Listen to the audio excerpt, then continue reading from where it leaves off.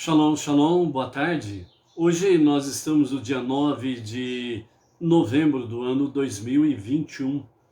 E pelo nosso calendário judaico, hoje nós estamos no dia 5 do mês de Kislev, do ano 5782. Hoje nós estamos no terceiro dia da semana, é o terceiro dia do Shabat. Nós estamos então no terceiro dia da nossa Aliyá, a terceira leitura da Parashá semanal, que se chama Vayetse, que significa e ele partiu, referindo-se a Yaakov, que saiu de Canaã em direção a Haram, né, a terra da parentela de sua mãe Rivka, para ali encontrar a sua esposa.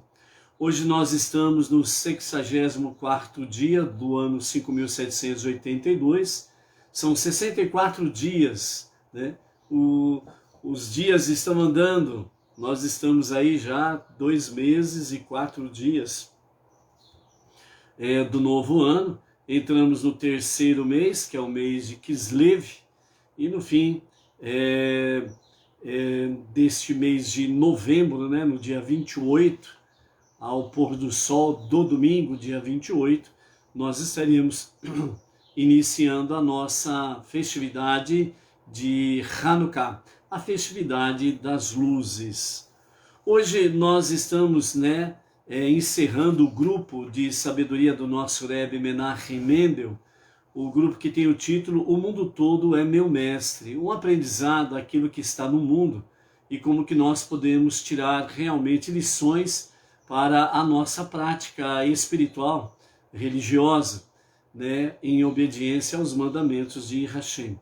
Então hoje nós vamos encerrar esse grupo, O Mundo Todo é Meu Mestre, o nosso Rebbe Menachem Mendel, nessas palavras de sabedoria, o nosso líder da nossa geração.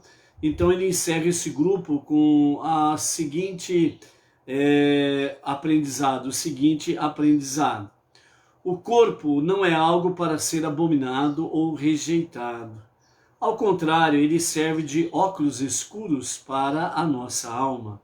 Sem o corpo, a alma só pode perceber a divindade de maneira abstrata e etérea. O corpo permite à alma fitar a face da divindade diretamente, de modo tangível e concreto, né?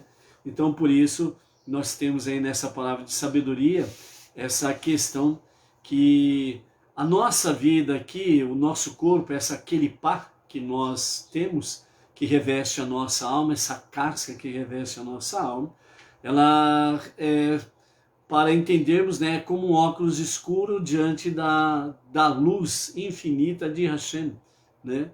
Então é onde que a luz divina, ela pode ser, através da nossa alma divina, através do nosso corpo, ela pode contemplar a divindade de uma forma em que realmente não somos dizimados, né? Viramos pó, né? Então essa providência divina em que Deus arrumou, né? Preparou aquele pá, essa casca, esse corpo para a nossa alma divina, realmente para não ser rejeitado, mas é para ser valorizado. Então nós precisamos valorizar de forma positiva, porém não libertina, realmente a realidade do nosso corpo. Ou seja, a nossa alma através do nosso corpo, o nosso corpo em harmonia com a nossa alma divina, prestando ao Eterno, de fato, cada vez mais um serviço agradável a Deus. Na conclusão ainda, né, desta palavra de sabedoria e deste grupo, né, o mundo é meu mestre, né, o mundo todo é meu mestre, o aprendizado.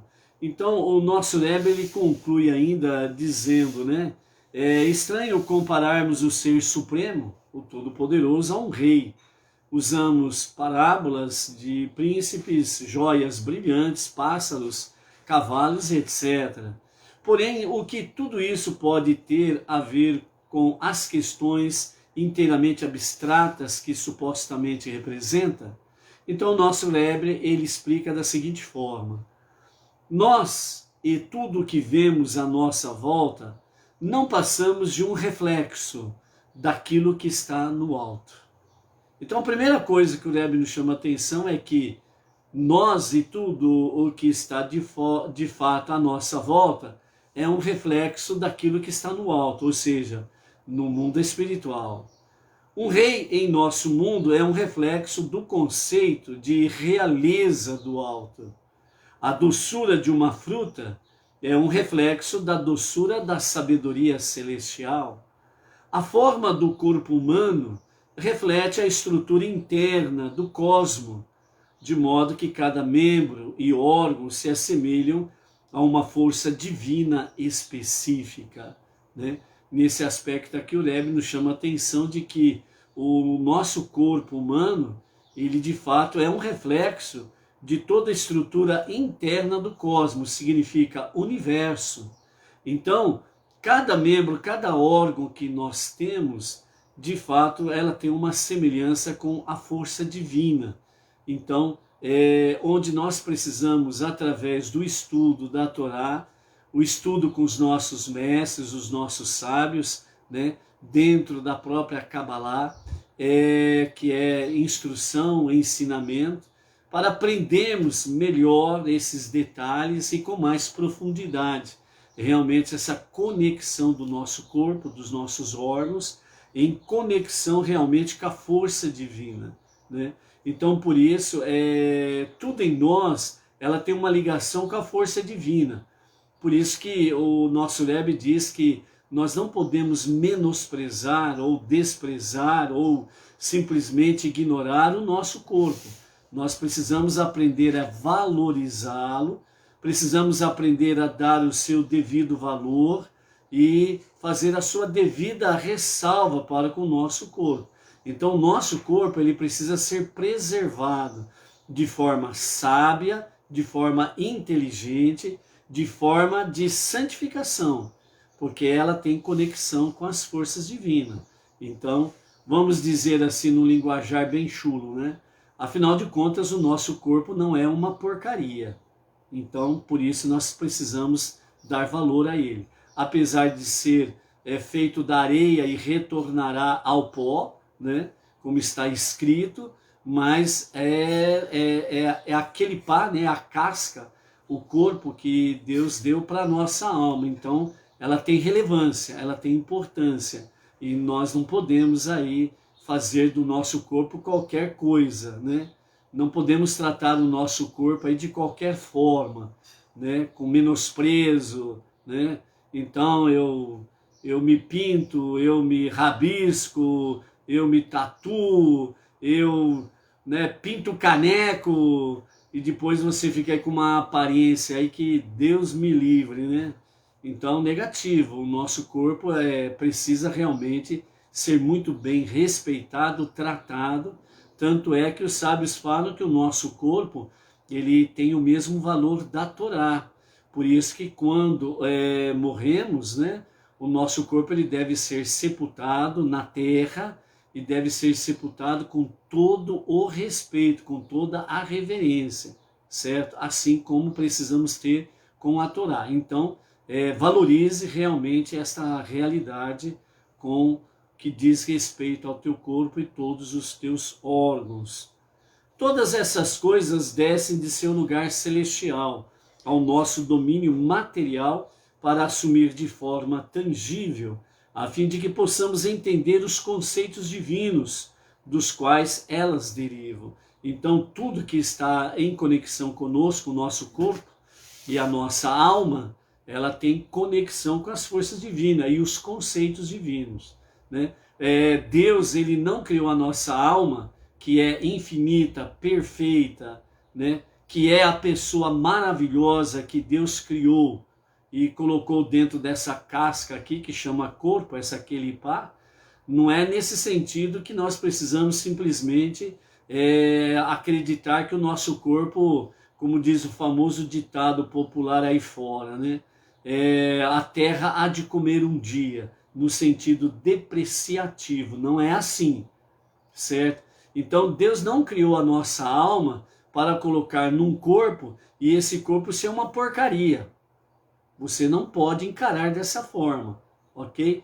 Por quê? Porque a sua alma ela é perfeita, ela é luz, e ela tem uma grande conexão com a divindade, com Deus.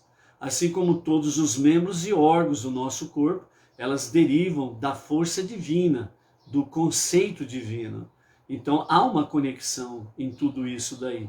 Então nós não podemos menosprezar o nosso corpo, né? Então cuidado com aquilo que você faz com o seu corpo, ok?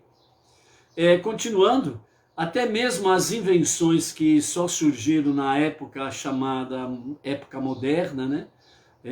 Na verdade estavam ocultas todo esse tempo dentro da criação, esperando que as descobríssemos e religássemos à sua fonte, o significado divino. Então, à medida que o tempo, a época, as gerações elas foram passando, de fato as chamadas grandes descobertas para cada geração, cada época, é uma realidade, porque Deus assim determinou cada coisa no seu tempo, né? Porque se tudo viesse de uma vez só, né, o ser humano ficaria doido varrido, né? Não conseguiria assimilar tudo isso daí, né? Então é de acordo com as gerações, as épocas, os tempos, as coisas aparecendo, acontecendo, porque realmente Deus tem um propósito para tudo isso, que é transformar esse mundo através das nossas ações, este mundo em sua moradia, em sua casa. Por isso ele confiou a nós, seres humanos, realmente essa tarefa suprema de transformar esse mundo para ser a moradia divina. Então, por isso, vamos procurar cada vez mais estarmos cientes e valorizarmos aquilo que Deus nos deu. A nossa alma divina, que é eterna e perfeita, e ele arrumou para nós essa casca, aquele pá, o corpo, né? E esse corpo, apesar de ser uma casca e que foi tirada da terra e para a terra retornará, não significa que você simplesmente pode fazer qualquer porcaria com esse corpo. Negativo. Você precisa santificar o teu corpo. Você precisa valorizar o teu corpo. Você precisa enaltecer o teu corpo, porque afinal de contas é exatamente essa casa que Deus arrumou para que a nossa alma divina pudesse habitar. Então, de fato, Deus não fez o nosso corpo de qualquer forma, né, insignificante. Temos valor e por isso valorize o que Deus tem valorizado em cada uma das nossas vidas, ok? Baruch Hashem, nós estamos aí na nossa terceira aliá, na nossa terceira leitura da nossa paraxá semanal, Vayetze, e ele partiu. E nós temos visto aí nesses 2 dias, hoje é o terceiro, a respeito da partida de Yaakov, até a chegada em Harã. Ele passou pela escola de Shem e Ever, ficou 14 anos ali estudando, necessitando apenas de algumas poucas horas por dia, né, de sono para restabelecer, né, o vigor físico, e a maior parte do tempo estudando a Torá na escola de Shem e Ever. E em seguida ele coloca-se a caminho, ele então esquece, né, que ele passou pelo Monte Moriá, onde o seu pai Sarraque, juntamente com seu avô Avraham, foi feito ali aquela questão da Akedah, né, do atamento de Sarraque como oferenda para Deus, né, que era um teste que Deus estava fazendo com Avraham.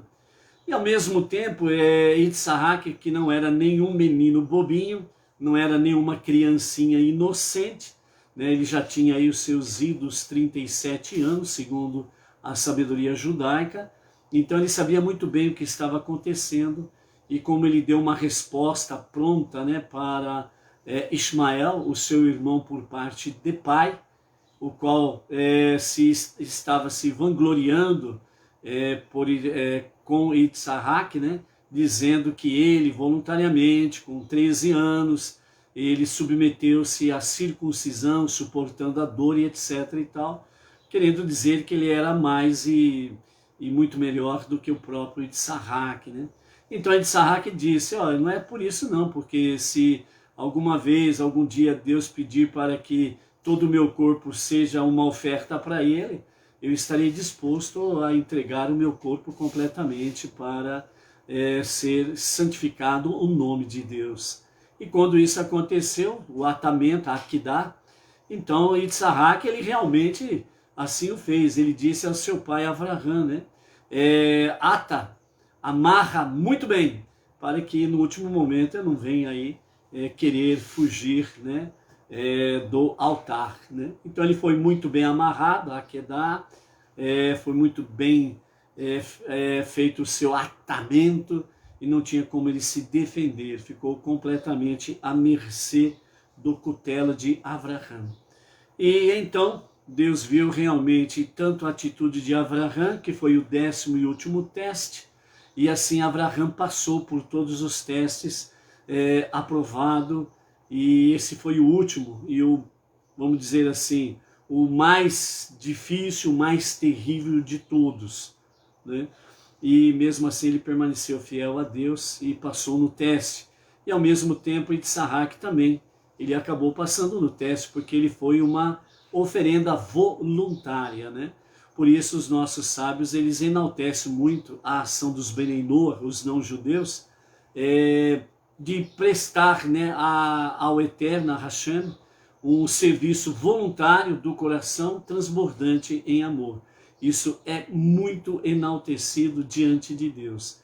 Então, de uma certa forma, vamos assim dizer, né, paralelamente, nós estamos aí prestando a Hashem, né, como uma oferenda voluntária, a nossa entrega a Deus como um sacrifício, um alto sacrifício, e assim também estamos aí no nosso dia a dia, né, santificando o nome de Deus através das nossas da nossa techuvá diária, das nossas preces diárias, tefilá, do nosso estudo da Torá, as 7 leis universais, bem como também a Tzedaká, que são as doações, os dízimos, as oferendas voluntárias que nós prestamos a Hashem.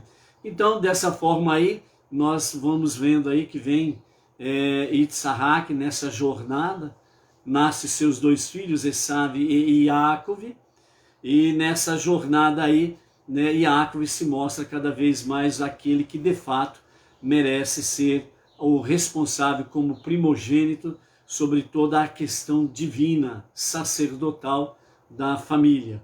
E é o único dos 3 patriarcas que realmente ele consegue, tendo 12 filhos, ele consegue manter realmente os 12 filhos no propósito divino, no serviço divino, né? Então isso é algo precioso.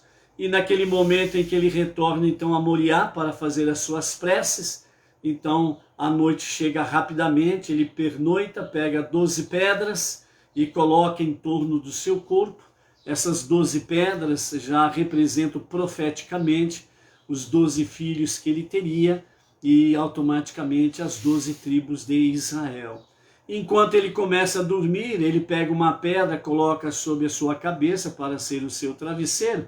Então, enquanto ele começa a dormir, as pedras começam, né, a questionar o Criador, porque queriam ter a honraria de servir como travesseiro para Yaakov, porque aquelas pedras sabiam o significado delas, né, como 12 pedras, representando as 12 tribos de Israel. Então, milagrosamente, né, Deus faz um ato milagroso e as 12 pedras tornam-se uma única pedra, né? E nesse formato, então, Yaakov, ele fica na sua cama muito bem confortado, de pedras, travesseiro de pedras, né? E das 12 se transforma em uma pedra só, profeticamente mostrando que as 12 tribos, os 12 filhos de Yaakov, permanecerão realmente íntegros no serviço a Deus. E Yaakov, ele poderá realmente findar os seus dias em paz, em tranquilidade, vendo esta realidade, que nós vamos vendo aí no nosso dia a dia, ok? Então, ele chega ao poço de Harã, e ali ele encontra, né, então, né, Rachel, e ali ele já amor à primeira vista, como diz o outro, né? Porque eles se conheciam virtual, né? Os mercadores iam e vinham, né, entre Canaã e Harã, e os mercadores, as caravanas, eles iam e vinham e levavam, né, as notícias, as informações daqui para lá e de Harã para Canaã, e assim se conheciam. Iacov sabia que estava prometido para Rachel, Rachel sabia que estava prometida para Iacov, como Leia sabia que estava prometida para Esaú. E isso foi motivo de choro por muito tempo, né? Então, ele vai e ele então chega à casa, né, a família de Raquel, e ali então vem o pedido oficial do casamento, né? Então, aí vamos ver o que acontece hoje nessa cena, neste ato em que nós temos aqui na terceira leitura da nossa Paraxá, que está no capítulo 29 de Gênesis, verso 18, e vamos até o capítulo 30, verso 13, com os comentários de Rashi, ok? Então vamos lá. Iacov amou Rachel e disse a Lavã: trabalharei por ti 7 anos, o tempo máximo estipulado por minha mãe para a minha permanência aqui. Por Rachel: agora não tentes enganar-me, dando-me alguma outra moça chamada Rachel, refiro-me à tua filha. Além disso, não tentes enganar-me, mudando o nome de tua filha Leia para Rachel, refiro-me à tua filha mais nova.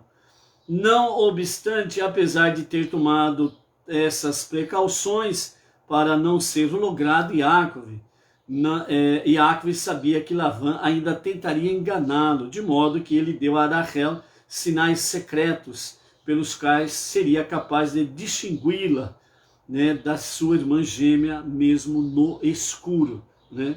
Então era aquela questão, a Iacov ensinou a Rachel os 3 sinais, né, que estava ligado a Rivka, sua mãe, e a sua avó Sará, né, que era exatamente a porção da Halá, as luzes do Shabat, né, e a nuvem de glória que pairava sobre a tenda, né? Então eram sinais, né, eram conhecimento, sabedoria, para poder estar conectado nesse questionamento na hora que fossem conversar, né? É difícil alguém imaginar hoje as núpcias, né, de alguém exatamente num mundo hoje em que nós falamos, né? O que não falta aqui são luzes, né? Mas naquele tempo, na antiguidade, o que faltava mesmo era luz, né? Então, por isso, no escuro poderiam se identificar com estes sinais, né? Então, assim foi combinado, e Iacov então trabalha 7 anos para pagar o dote de Rachel para o casamento, né? Então, Iacov sabia muito bem o grande valor de Raquel, então ele trabalhou. E a própria Torá nos fala no versículo 20 que Iacov trabalhou 7 anos, mas aos seus olhos pareceram apenas poucos dias, por causa do seu grande amor por Raquel, né? Então o amor, ele faz com que o tempo fique curto. O amor, ele faz com que a distância seja pequena, né? E não tem coisa melhor do que estar com a pessoa amada. Então Iacov, ele trabalhou com todo afinco, com toda a dedicação, com toda a honestidade, para que chegasse logo esse dia. E o seu desejo, a sua alegria por isso, o seu amor por Rachel era tamanha que para ele parecia que foram apenas alguns dias e não 7 anos, né? Então, no final dos 7 anos, Iacov vem a Lavã e diz para ele: dá-me minha futura mulher, Rachel, pois em primeiro lugar o tempo máximo que minha mãe me autorizou a permanecer aqui se esgota. E dessa forma, então, eu preciso realmente assumir esse casamento para que eu possa cumprir a minha missão de ter filhos, porque afinal de contas, nesse tempo, Yaakov, ele já não era mais um garoto, né? Se você não sabia, vai ficar sabendo agora, quem sabe vai recordar. A idade de Yaakov nesse tempo era exatamente de... Tchan, tchan, tchan, tchan. Ele era um jovem de 20 anos, 40 anos. Ele era um jovem de 60 anos ou de 50. Ele era um jovem de 84 anos de idade. Então ele disse, o meu tempo de ter filhos poderá estar no final, então não posso demorar para casar. Então imagine, Yaakov estava com 84 anos e agora, depois de 7 anos, o que ele mais queria eram as suas núpcias. Então, Lavã, ele prepara toda a festa, convida todo mundo, e então chega o dia precioso, maravilhoso para Yaakov, o seu casamento com Rachel. E então, né, o banquete está pronto, vem então o cerimonial de casamento, né? Então à noite ele tomou sua filha, né, Lavã, Leia, e levou-a para Yaakov. Rachel, né, foi colocada de lado, a verdadeira Rachel, né? Então Leia que foi colocado como Raquel, e Raquel tinha que ficar no seu canto quietinha, não podia dar nota, né? Então, quando chega o momento, Rachel, ela percebe que há uma grande quantidade de convidados, né?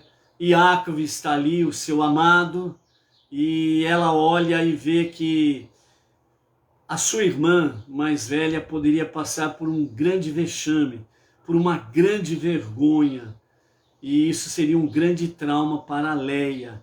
Ela conhecia muito bem Rachel, ela conhecia muito bem a aflição, o sofrimento de sua irmã Leia, pelos longos anos em que ela sabia que ela estava prometida para Esav.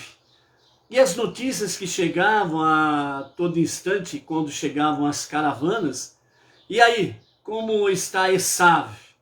Né? Como está Yaakov? As notícias sobre Yaakov eram maravilhosas, e Rachel, ela simplesmente se alegrava, ficava mais jovem ainda, porque a felicidade faz isto, né?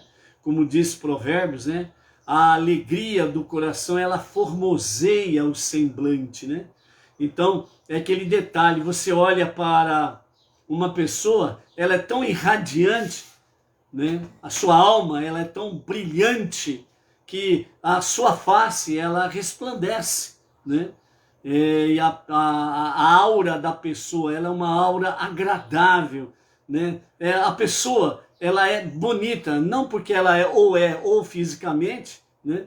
Ou às vezes ela é até feia mesmo, fisicamente, mas ela é considerada uma pessoa linda por causa desta aura, porque a alegria do coração, ela formoseia o semblante, né? Então, quem que é belo? Qual é a pessoa linda? É aquela que tem alegria no seu coração, alegria da alma. É isso que faz com que o seu semblante seja aperfeiçoado, aformoseado. Então, esse resplendor da alma é importante para que a pessoa ela realmente seja linda, uma pessoa bela. Por isso, nós temos aí o nosso Rabino Hafetz Haim, quando nos fala sobre guardar a língua, que a questão em si não é tratar com a sua língua, mas a questão em si é fazer revelar a pessoa maravilhosa que Deus criou e colocou dentro da clipá do nosso corpo, né? A nossa alma divina, que é a pessoa maravilhosa. Então, por isso diz, né, Salomão em Provérbios, né? A alegria do coração, ela formoseia o semblante, né? Tem muita gente aí fisicamente falando que é linda, né? Ou ela é um avião, ou ele é um avião, né? Turbo. Mas na hora que abre a boca, meu Deus do céu, por que foi abrir a boca? Acabou a beleza da pessoa. Aquela pessoa, ela perde a beleza na hora que ela abre a boca, né? Por quê? Porque na hora que ela abre a boca, ela não revela a luz brilhante da sua alma. Ela revela a porcaria da alma animal que está dentro dela, que está dominando, né? Então, o que não falta para essas pessoas é a lacração, né? Essas pessoas, elas gostam de ficar fazendo lacração, né? Então, gosta de lacração, eita, cada coisa feia que dá medo, não é verdade? Então, por isso, né, a palavra divina é maravilhosa, por isso o coração alegre aformoseia o semblante. Sejamos belos, sejamos pessoas lindas no nosso dia a dia, fazendo resplandecer essa luz divina que há no nosso interior, ok? Então, dentro desse aspecto aí, Rachel, ela conhecia muito bem a aflição da sua irmã, porque as notícias que chegavam de Esaú era cada vez pior. Uma hora, ele matou não sei quem, ele sequestrou uma mulher, estuprou, ele roubou, ele não está nem aí com o pai dele, não está nem aí com o irmão dele, o negócio dele é zoar, é bagunçar o coreto, né? Então, ele não precisava do fim de semana para bagunçar o fim de semana, né? Ele já fazia isso do primeiro dia da semana até o sétimo e rodava a baiana todo dia. Não tinha tempo ruim para ele, entre aspas, né? Então, assim eram as notícias que chegavam de Esaú. E Leia sabia que estava prometida a ele.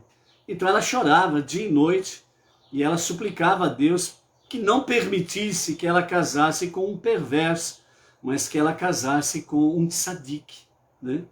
Então, naquele momento que as núpcias, o cerimonial do casamento estava acontecendo, Rachel, ela viu tudo isso e ela viu que a sua irmã, ela poderia passar por mais um momento muito triste e negativo da sua vida.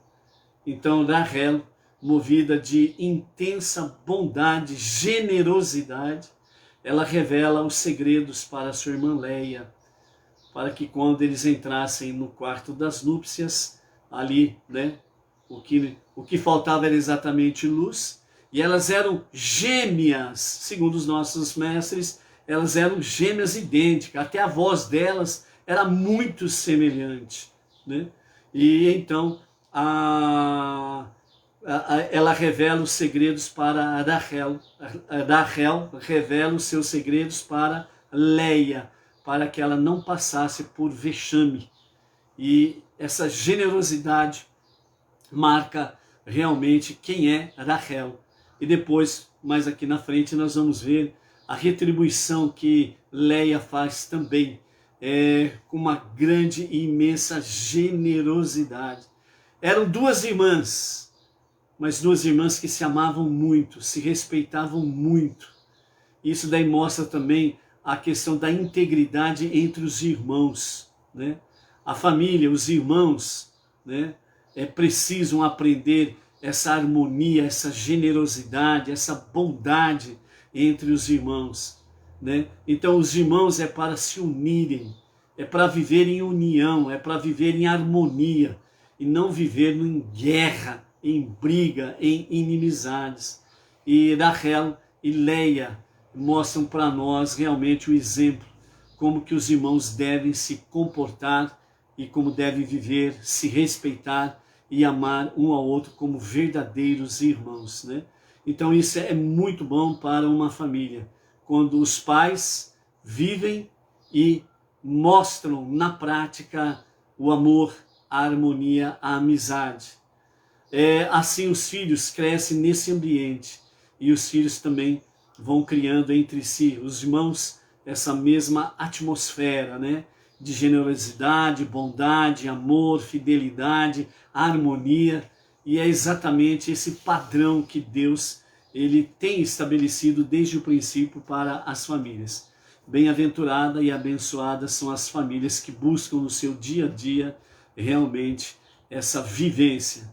Isso é algo precioso, ok? Então, o cerimonial acontece do casamento, então eles casam e dessa forma, então, mais uma tática, né, de Lavan para poder enganar, ludibriar Iacove. Então, como ele tinha as suas duas servas, que eram filhas dele, com as concubinas. Então, Lavã, ele deu a sua serva Zilpá, né, visivelmente mais jovem, né, ele deu então ela para sua filha mais velha, Leia. Por quê? Porque a noiva, ela vai com o rosto coberto. E a serva, ela vai do lado ali e ela vai com o seu rosto descoberto, ela não está casando. Então a noiva está com o seu rosto coberto. Então quando Jacob olha para a serva da noiva, então ele vê ali Zilpá, que é a mais nova, né? E enquanto que Lavã, ele dá para a sua filha mais nova, né? A sua filha, a sua serva mais velha, né? E então Zilpá fica de um lado, né? E assim a sua irmã Bilá fica do outro lado, né? Então a Bilá é a filha de Lavã com a sua concubina mais velha, e Zilpá é a filha mais nova, que ele simplesmente, como a mãe delas não tinha o status de esposa oficial, mas de concubina, então as filhas dele com ela tiveram o status não o status de filhas, mas elas foram preservadas como servas, né? Então, dessa forma, então, Lavã, para poder articular para enganar Jacob, ele pega então Zilpá, que é a mais nova, para acompanhar Leia, a noiva, que está com o seu rosto coberto, e que Jacob acha que é Rachel, né? Acompanhando do lado.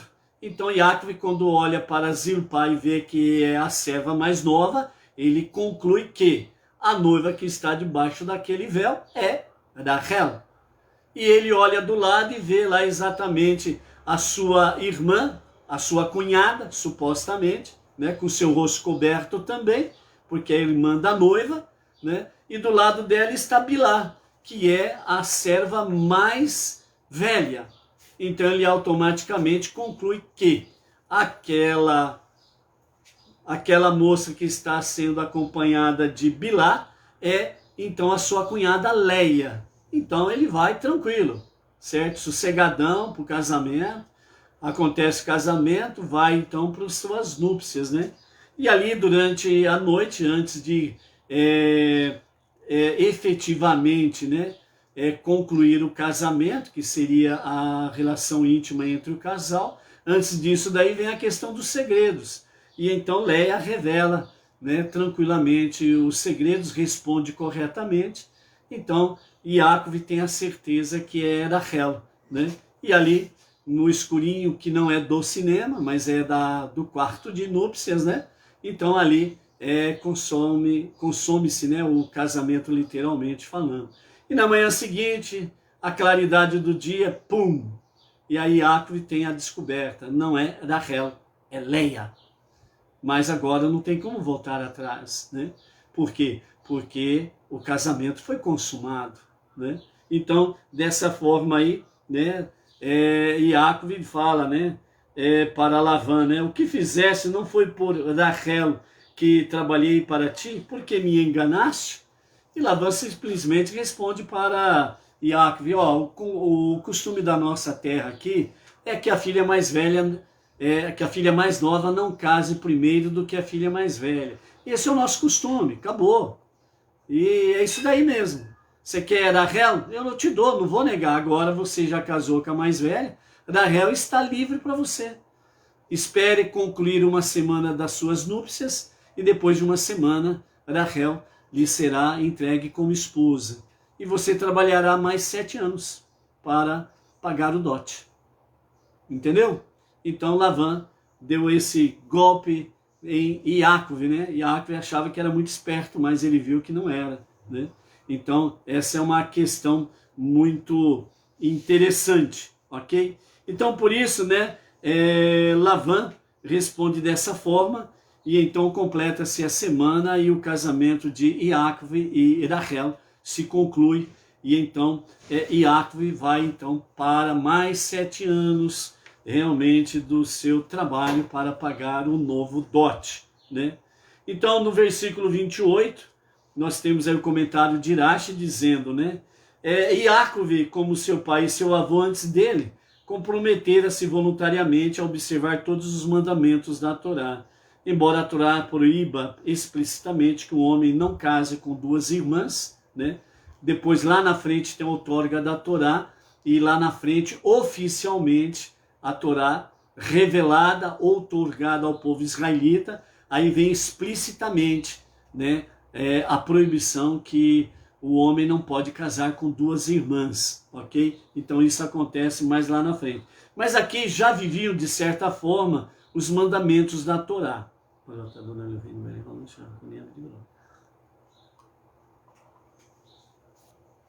Então, nesse caso aqui, os comentaristas, os nossos sábios, falam que, apesar desde então, né, haver de uma certa forma a proibição, mas no caso aqui, o casamento ele foi ilícito, porque a proposta, né, de Lavã foi por dois motivos. Primeiro, a observância voluntária da Torá não pode prevalecer sobre a obrigação de cumprir uma promessa. E Iacove prometera a Rachel que se casaria com ela. E Rachel, com certeza, não concordaria de abrir mão disso, certo? Não concordaria. Ela sabia muito bem quem era o seu noivo, quem era o seu prometido. Assim como Léia sabia quem era o seu prometido. E ela chorava e suplicava de noite para que Deus realmente desse a ela, né, a grande bênção de poder casar com Tzadik e não com um perverso. Então a resposta da prece de Léia chegou. Ponto. Ela casou com Tzadik. Agora a Rachel, ela não ia abrir mão disso também, né? Então dessa forma aí, Iacove fez a promessa e então ele precisava cumprir a promessa, sem sombra de dúvidas, né? Então, a segunda questão é que a Torá afirma explicitamente que duas irmãs são proibidas de casar com o mesmo homem, porque isso causaria ciúmes entre elas. Porém, nesse caso aqui, Rachel, voluntariamente, espontaneamente, ela revelou sinais secretos que ela e Iacove tinham combinado. Então ela revelou seus sinais secretos à sua irmã Léia.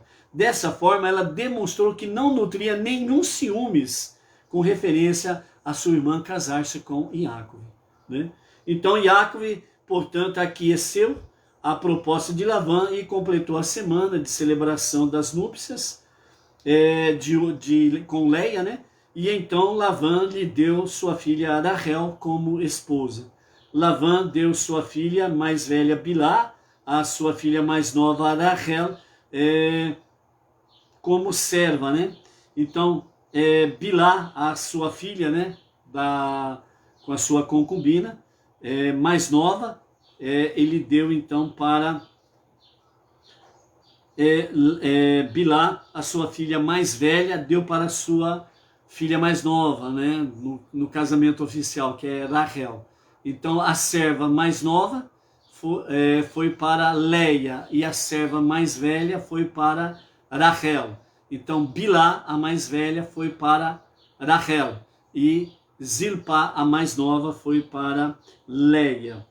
Então Iacove também casou-se com Rachel, e embora amasse Léia, ele amava Rachel ainda mais do que amava Léia. Então ele trabalhou para Lavã mais 7 anos.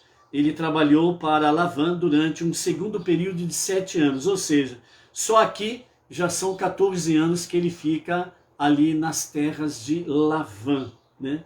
Então, verso 31, Deus viu que Iacove amava tanto Rachel que Léia se sentia odiada pelo marido, de forma comparativa. Então, quando você lê algum comentário, ou mesmo na Torá escrita, né, que Iacove, né, amava Rachel e odiava Léia, não é a expressão correta, não é a tradução correta, né?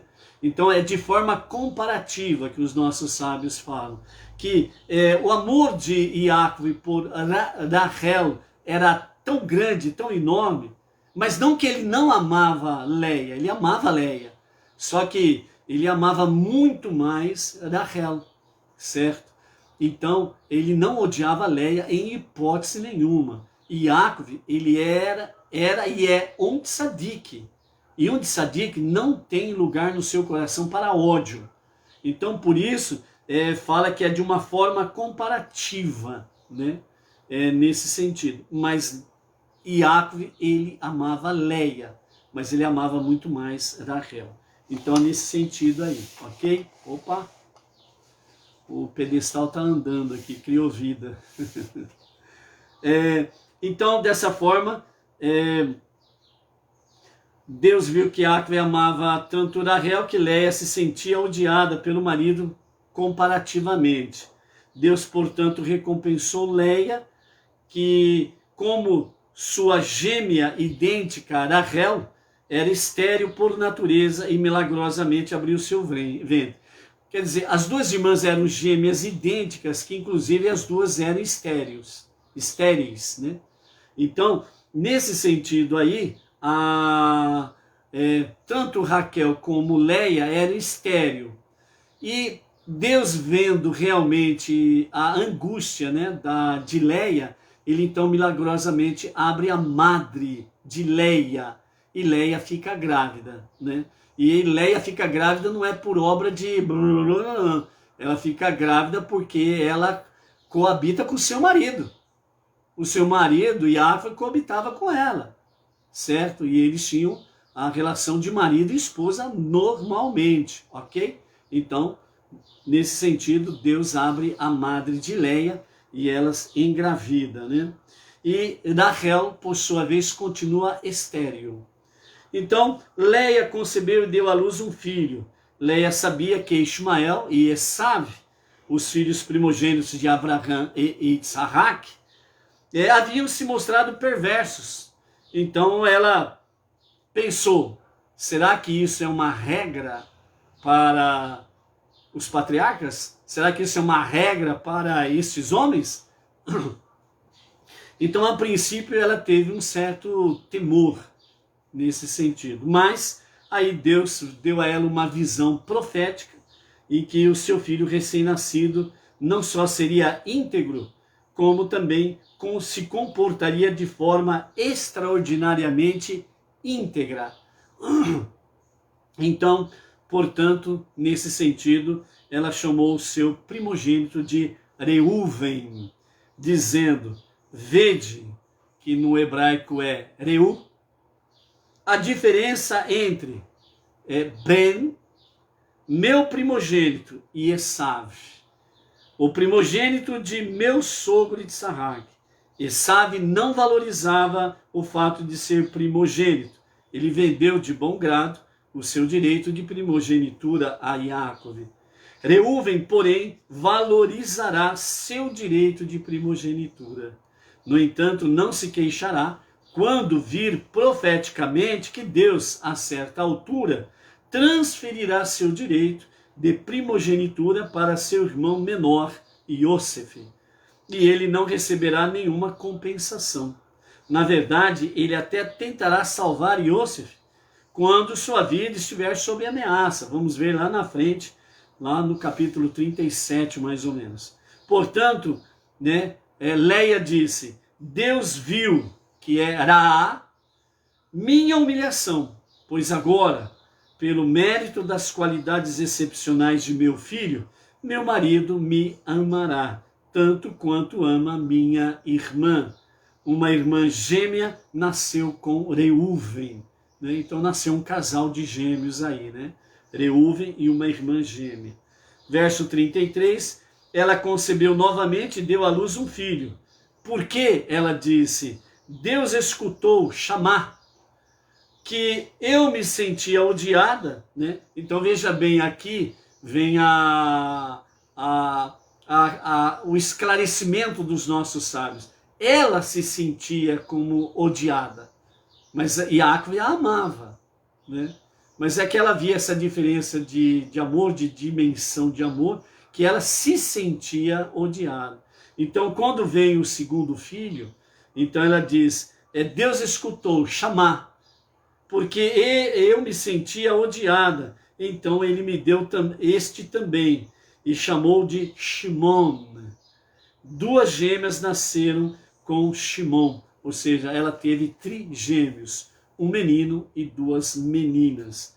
O verso 34, de novo ela concebeu e deu à luz um filho, e desta vez meu marido se apegará a mim, diz ela, e Lavé se apegará a mim, pois dei à luz 3 filhos para ele, e assim cumpri minhas obrigações procriadoras para com ele. Leia previu que Jacó se casaria com 4 mulheres, né? Então Leia já tinha a visão que Jacó ele casaria com 4 mulheres. Ela, Leia, sua irmã Rachel e mais 2, que depois nós vamos ver que se trata de Bilhá e Zilpá, né? As concubinas, as servas dela, melhor dizendo. Então, Leia previu isso daí. Então ela falou, bom, na visão dela, se ele vai casar com 4, então cada uma terá 3 filhos, para completar os 12 filhos de Jacó e as 12 tribos de Israel. Então ela achou, cumpri a minha cota. Então já dei a ele 3 filhos, né?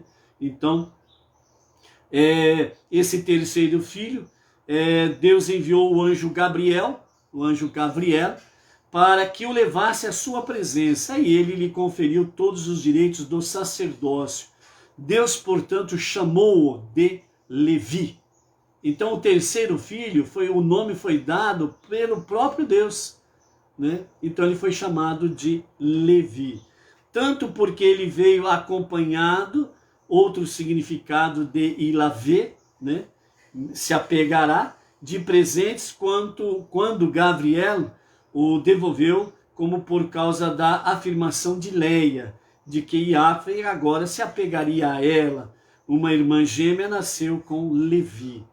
E ela concebeu novamente e deu à luz um filho. Agora vem o 4º filho. Epa, ela achava que seria só 3, agora vem o 4º. E ela disse, desta vez agradecerei, né? Agradecimento a Deus, pois ele permitiu que eu desse à luz um número de filhos acima da minha parte natural, no total de filhos de meu marido. Quando ela teve o 4º filho, então ela falou, bom, as outras 3 não terão 4 filhos. Então ela viu que ela foi agraciada com algo a mais, né? Então por isso, amados, nós vemos aqui que, como dizem os nossos sábios, né? Como está muito bem registrado o Salmo 102, o Salmo 103, né? A oração de um aflito. Não tem oração melhor do que a pessoa que está aflita de buscar a presença divina, porque ela derrama na presença de Deus toda a sua alma. Ela se desmancha perante Deus. Então por isso, né, que muitas vezes aí, né, certos segmentos religiosos, as pessoas estão com certos problemas, seja eles quais forem, inclusive até de enfermidades, eles correm atrás dos seus líderes como se eles fossem Deus. Que a oração dos seus líderes é que vai resolver o problema dela. Não é Deus que vai resolver o problema dela. É o líder fulano de tal que vai resolver o meu problema. Eu preciso chegar a ele para receber a oração dele, a bênção dele, porque aí eu vou ser curado, o problema meu vai ser resolvido, e seja qual for o problema. Então as pessoas, né, dentro dos certos segmentos religiosos por aí, têm uma visão tão deturpada o que é a oração de um aflito que busca Deus. Em vez de buscarem a Deus, buscam homens. E aí vira essa porcariada toda que você vê por aí, né? É cada profetada que dá medo, né? É só blá, blá, blá, blá, blá, blá, blá, né? E há um tal de espernear que é coisa terrível, né? Então, misericórdia por isso, né? Então aqui nós vemos mais uma vez a oração de um aflito que se derrama na presença de Deus. Ele ouve muito mais a prece desta pessoa do que de um monte de justos. Por quê? Porque essa alma aflita, ela busca Deus com toda a inteireza do seu ser, da sua alma, do seu coração. E é isso que Deus quer, porque, como diz o próprio Eterno através do profeta, buscar-me-eis e me encontrareis quando me buscardes de todo o vosso coração. Então, quando as pessoas colocam o seu coração, a sua confiança no homem A, B ou C, não vai dar certo, vai dar só porcaria. Continuando aí, então, portanto, esse quarto filho foi dado o nome dele a ele de Yehudá. E então Leia cessou de dar à luz. Capítulo 30 agora, entramos aí na questão de Rachel. Viu que não dera filhos a Jacob, então Raquel, portanto, invejou as boas ações de sua irmã. Então aqui tem uma coisa interessante, inclusive o nosso Rebbe Menachem Mendel, ele nos fala sobre essa questão, a inveja de Raquel com Leia. E para encerrar a nossa live de hoje, a nossa aliá de hoje, nós estaremos realmente trazendo aqui, né, a sabedoria do Rebbe sobre essa questão aqui, ok? Então daqui a pouco a gente fala sobre isso. Então, capítulo 30, verso 1, Raquel então viu que não dera filhos a Jacob, Rachel, portanto, invejou as boas ações de sua irmã. Como as duas irmãs eram idênticas em todos os outros aspectos, Rachel concluiu que Leia fora abençoada com filhos pelo mérito de suas boas ações. Então ela disse a Jacob: foi assim que teu pai se comportou quando tua mãe era estéril? Então Rachel vai a Jacob e entra numa discussão sobre a questão aí como que era, né? Sara era estéril, Rivka era estéril, eu sou estéril, Leia é estéril, mas Leia já te deu os filhos, e eu aqui, né? Então entra numa discussão com Jacob, né? Então ela disse, né? Foi assim que teu pai se comportou quando tua mãe era estéril? Ele não rezou para que ela concebesse? Dá-me filhos, pois senão não terei perpetuidade e poderia dizer que estou morta, né? Para a visão judaica, uma mulher judia, ela casar e não ter filhos é como se estivesse morta. É que nem um pobre, né? É como se estivesse morto. Jacob enfureceu-se com Rachel e disse: como podes comparar-me a meu pai? Ele sentia que rezava a Deus justificadamente, porque não tinha filhos. Eu, porém, tenho filhos. Ele negou filhos a ti, não a mim. Ou seja, ela era estéril, ele não. Posso tomar o lugar de Deus que te negou o fruto do teu ventre? Então Raquel disse a ele: aprende então do exemplo de teu avô Avraham. Embora tivesse filhos com Agar, ele ainda rezou para ter filhos com Sara. E então Jacob retorquiu a Raquel: sim, mas ele só o fez depois que Sara demonstrou a Deus que ansiava tanto por filhos, que estava disposta a deixar Avraham casar-se com sua serva, Agar, com a esperança de que, por esse mérito, ela também viesse a conceber. Então Raquel respondeu: se esse é o único obstáculo, então aqui está minha serva, Bilá. Coabita com ela e que ela dê à luz um filho para ti, e eu criarei os filhos dela a meu colo, isto é, como se fossem meus. E assim, por causa do mérito de compartilhar-te com ela, eu também gerarei meus próprios filhos, e desse modo me erigirei em matriarca cuja essência será perpetuada, exatamente como Sará. Ela lhe deu então sua serva Bilá como mulher, e Jacob coabitou com ela. Bilá concebeu e deu à luz para Jacob um filho e uma filha gêmea. Rachel então disse: Deus julgou-me, que em hebraico é danami, e considerou-me indigna, por isso fez-me estéril. Agora ele me julgou de novo, desta vez favoravelmente, e também escutou minha prece, e assim ele me deu um filho, portanto seu nome é Dan. Bilá, a serva de Rachel, concebeu novamente e deu à luz para Jacob um segundo filho e uma filha gêmea. Rachel disse: persistentemente supliquei, ou seja, supliquei no hebraico é niftalti, a Deus para equiparar-me com minha irmã, e consegui. Então ela o chamou, este filho, de Naphtali, né? Então aqui, para Jacob, já temos o sexto filho, né? Vejam bem, né? E é, no caso aqui, entre aspas, né, para Raquel, o segundo. Né? Verso 9, quando Leia percebeu que cessara de dar à luz, viu que Raquel tinha dado sua serva a Iacove como mulher, e ela também tomou a sua serva, Zilpá, e deu a Iacove como mulher. Embora fossem irmãs, Bilá e Zilpá não tinham esse estatuto legal, pois como filhas da concubina de Lavã, elas eram consideradas propriedade dele, destituídas de posição na família. Iacove, portanto, não violou a proibição da Torá de desposar duas irmãs aqui também. Zilpá, serva de Leia, deu à luz para Iacove um filho e uma filha gêmea. Zilpá era a mais nova. Então, quando Zilpá deu à luz, Leia disse: a boa sorte, Gade, chegou. Então ela chamou o recém-nascido de Gade. No entanto, ela disse a Iacove: tu me traíste, concordando em ter relações íntimas com minha serva, pois visto que eu já te dera filhos, não precisavas aceitar a minha oferta. Embora ela própria tivesse dado sua serva a Iacove, Leia achava que ele devia tê-la recusado. Além disso, permissão formal não necessariamente significa consentimento sincero. Então Gade nasceu circuncidado.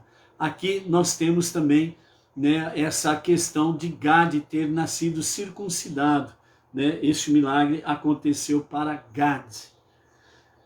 Zilpá, serva de Leia, concebeu de novo, e como durante a sua primeira gravidez não teve nenhuma indicação fisiológica da gestação antes que seu abdômen começasse a crescer.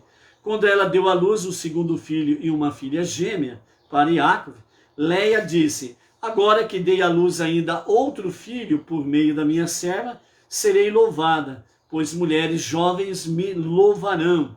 Louvarão no hebraico é Ishiru.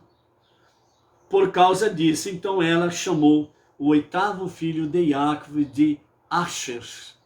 E aqui nós encerramos então a nossa terceira aliá, ok? Para finalizarmos aqui a nossa aliá, vamos ver então esse aspecto aí sobre a questão da inveja, né? Em que aconteceu sobre Raquel para com Leia, e depois Leia para com Raquel, né? Dessa forma também, né? Então, mas o ponto-chave aqui está em Raquel inveja Leia, a sua irmã. Então, o nosso Rebbe Menachem Mendel, o justo da nossa geração, ele fala assim: a inveja mesquinha e destrutiva nasce do medo que o sucesso da outra pessoa diminua o nosso próprio valor. Então, existe a inveja mesquinha e destrutiva, e existe a inveja boa. É isso que o nosso Rebbe vai nos ensinar aqui, de uma forma mais profunda. Então, a inveja mesquinha e destrutiva é aquela que a pessoa tem medo que o seu sucesso, a sua fama, diminua diante do sucesso daquela pessoa. Então, toda pessoa que tem uma inveja mesquinha e destrutiva contra alguém, é porque ela tem medo, ela não confia em si mesma. Ela não sabe se valorizar. Então, ela olha nas pessoas, vê que as pessoas estão dando certo, estão progredindo na vida, então a sua inveja é mesquinha e destrutiva. Ela deseja que aquele sucesso acabe, que aquela pessoa seja destruída. E às vezes, dependendo do grau desta inveja, ela deseja inclusive a morte daquela pessoa, certo? Ela deseja a morte daquela pessoa.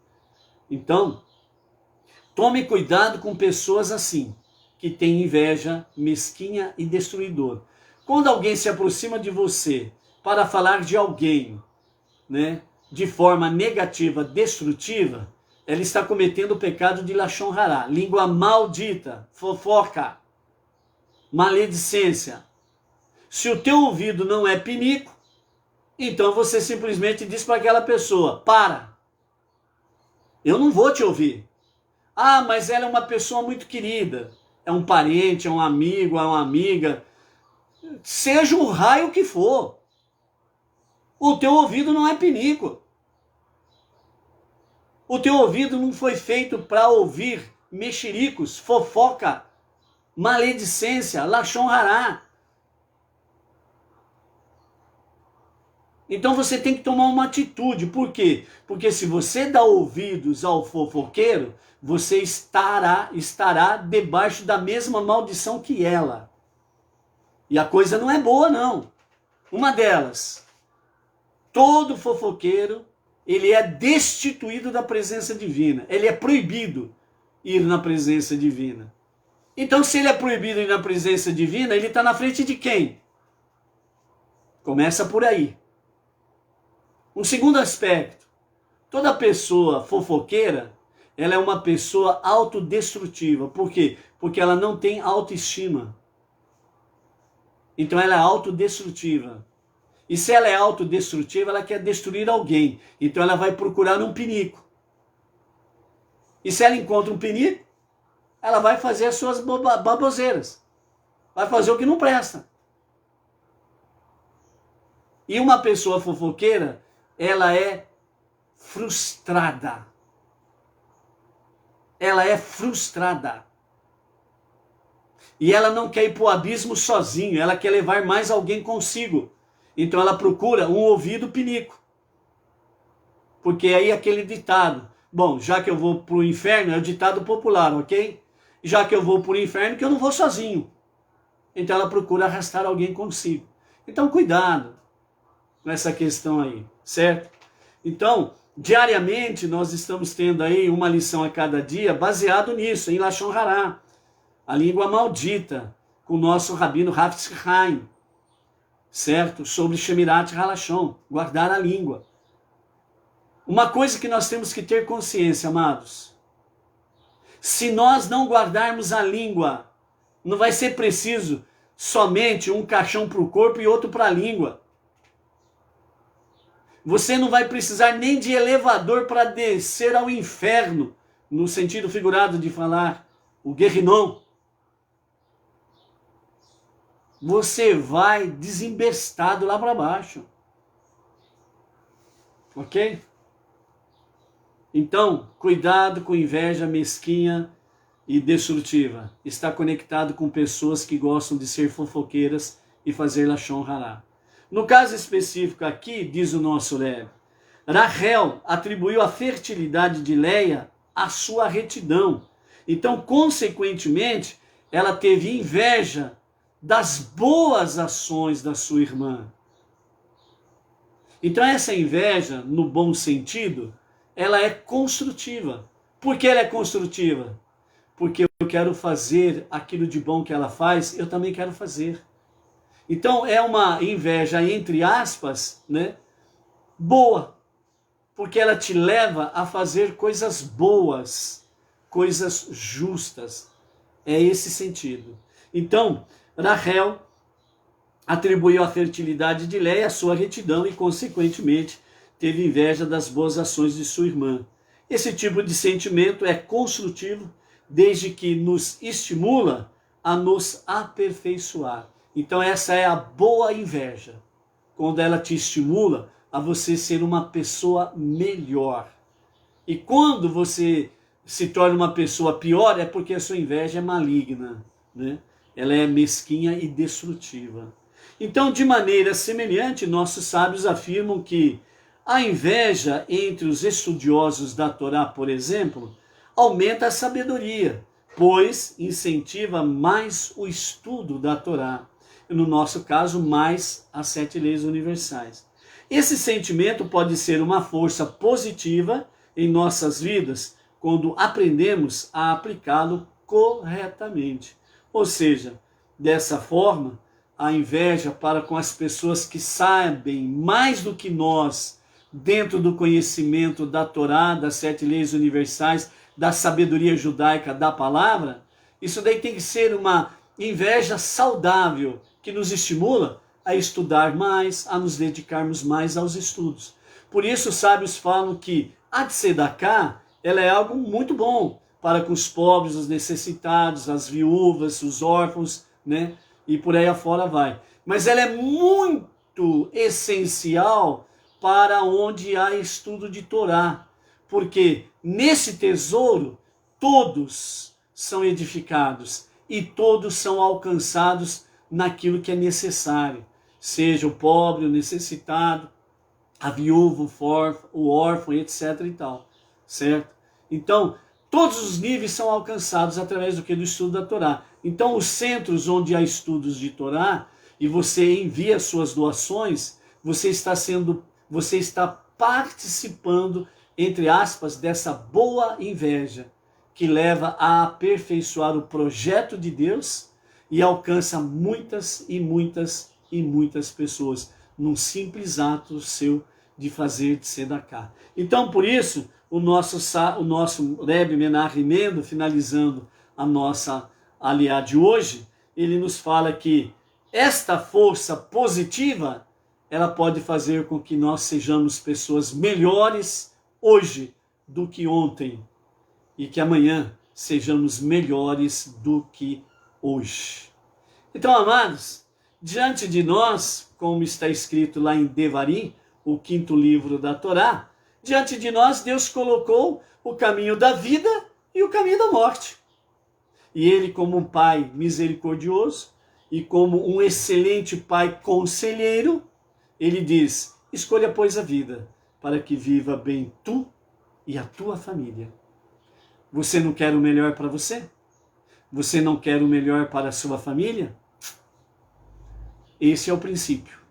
Seja forte, seja luz, e que juntos possamos estar caminhando cada vez mais para que esse mundo seja transformado na moradia de Deus.